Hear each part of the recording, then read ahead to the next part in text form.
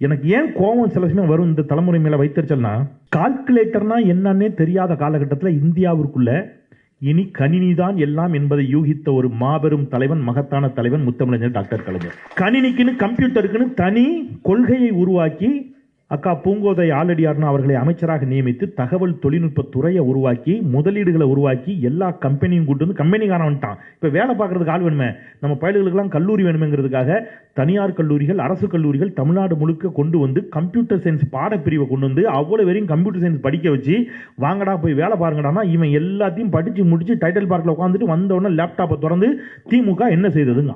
நம்முடைய வாழ்க்கையே ஒரு தலைவன் மாற்றி இருக்கிறானே, காலம் முழுவதும் அவனுக்கு நாம் நன்றியோடு இருக்க வேண்டுமா இல்லையா? இப்ப இதெல்லாம் எங்கிருந்து வந்துச்சு? நான் சமீபத்தில் அமெரிக்கா போயிருந்தேன். நான் அப்ப டெஸ்லா கார்ல போயிட்டு இருக்கேன். நீங்க வந்து டெஸ்லா கார்ல முன்னாடி மேப் போட்டிருக்கோம். அந்த மேப்ல ஒரு பாலம் ஏற போறோம். இந்த பாலத்தை பார்த்த உடனே நிஜமா நான் ஷாக் ஆயிட்டேன். அப்படியே அந்த பாலம் இப்ப சமீபத்தில் கட்டின பாலம் அவங்க சொன்னாங்க, அப்படியே கத்திப்பாரா பாலத்தை போன்ற ஒரு வடிவம்.